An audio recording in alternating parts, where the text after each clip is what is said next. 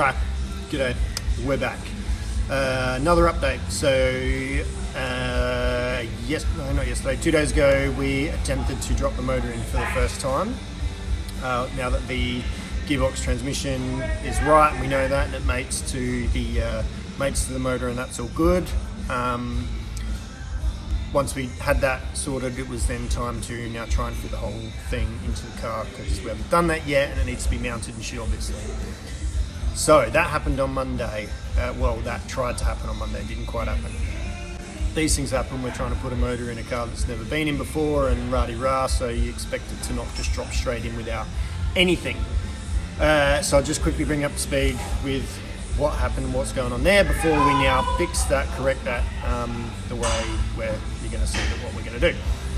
So the issue is, to give you, I guess, a couple of examples. There's two S chassis cars that I follow on Instagram that have these Beamer motors, these slant motors fitted in them, both without much issue. That to me is a good sign in terms of fitting these motors in these style of cars. Then there are many 350s and 35s chassis around the world that are running JZs and RBs and stuff, which also seem to go in and fit without any real dramas. Both of those things are good signs. However, the combination that we're doing of the Beamer motor in the V/Z chassis has not been done, and there is a couple of little things that make it a bit more challenging than either of the other two examples I've just given you. So the engine bay of the V and the Z chassis and stuff are a slightly different shape. They're not, the firewall's not just flat and square. I'll actually show you, I'll flip this around. So as you can see there in this little bit of footage, the firewall and the engine bay at the firewall side of things, end of things, isn't just straight across like you'd see in an S chassis or something. It's got this little bit of shape to it, and there's actually a box section in here that's costing us a couple of inches almost worth of space in terms of depth.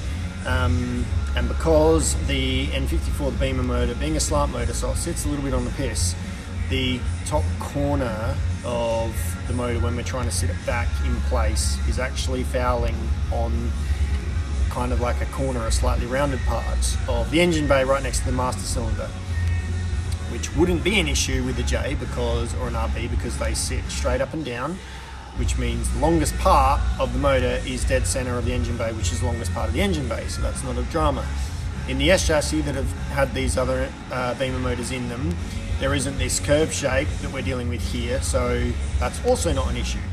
We just happen to have this combination of these two things coming together, creating a bit of a problem.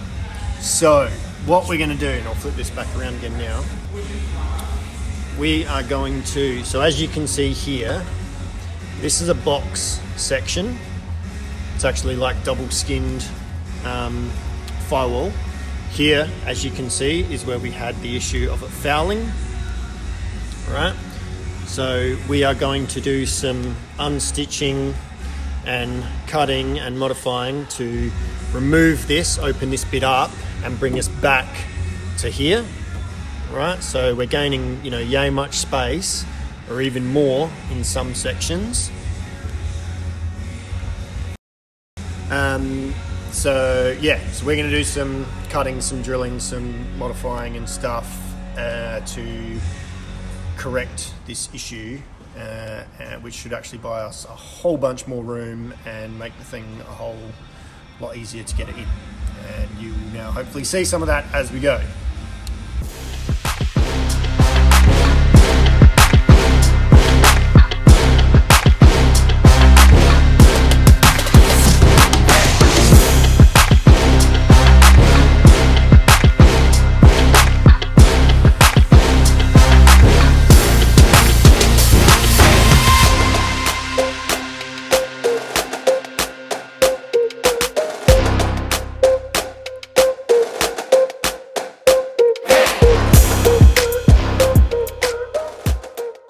A few moments later. Following on from where we were just at, or what you would have just seen, after discussing what needed to be done for this to hopefully fit, we did that. We've cut away that hollow box section cavity that we mentioned, and just moved as much shit as we sort of needed to once we cut out what we needed to cut, and just folded and bent some stuff out of the way. And it made all the difference because it went in. So engine with gearbox attached has now successfully sat in the car, which you might see an image or a bit of something here now. But it's been in, and we've had it up on the hoist, and we've been looking at all alignments and clearances and rah so that we can make mounts. And there's probably just a couple of little areas that need a little bit more tizzying, just for extra clearance sake, to give us a little bit of wiggle room, because it's a pretty snug fit. So I'm about to get stuck into just a couple of very small little tweaks now, and then you'll see, I guess not the finished product, but where it's at, with what we've had to, I guess, remove and stuff. And then once that's 100% and it's been mounted and everything, then we'll just seal it up and flick it with some paint after, and it should be all good.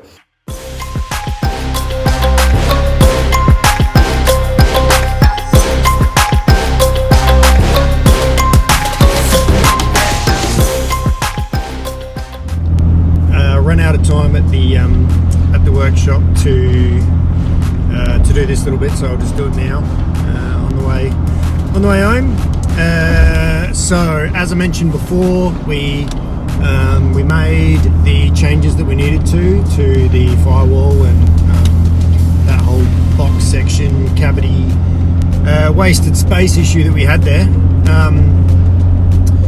We made the changes that we need to. We cut some stuff, we bent and bashed, and just generally modified a bunch of shit that didn't really need to be there, and made a whole bunch more room that we did need, so that the motor will fit in quite comfortably, and then we put it in.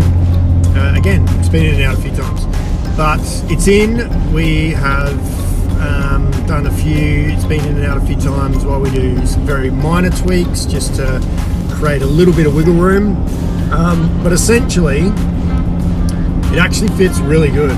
Like the engine and box and everything, once it is sitting in place the way it's supposed to, fits real good. Motor sits really low, all the positioning wise, it's actually awesome. The design of the sump of the N54 proves to be a little bit of an issue getting in and out, and because it's a slant motor as well, but once it's in, it's wicked. So it's in.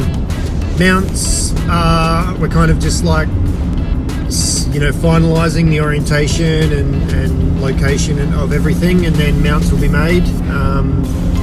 Hopefully, today's Saturday, so early next week we'll actually whip up some mounts, and once it's mounted, then as I've said before, then it's game on. Everything else can really start to push on and come together much quicker once the engine's mounted. So this is a pretty big milestone in terms of the build, which is now very, very close, and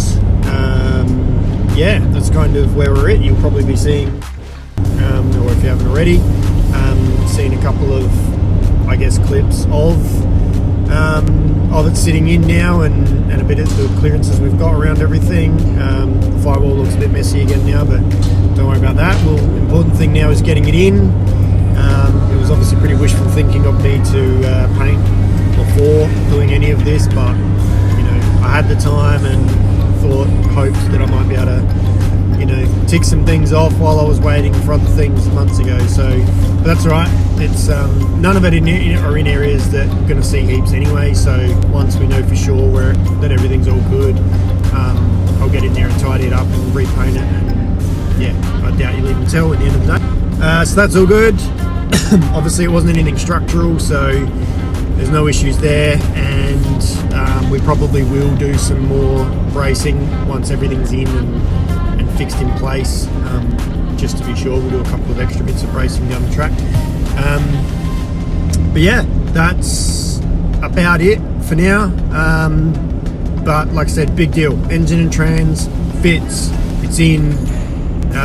It will be, can be, and will be mounted very soon, and then it's game on, and shit'll start to happen, and happy days. So I think I'll leave it there, and the next one that you'll see will be the mounts, and whether they're in or during the process or whatever, and then yeah, keep going. So see you guys all soon. Cheers for keeping interested and staying updated and shit, and yeah, we'll see you again very shortly. Ciao.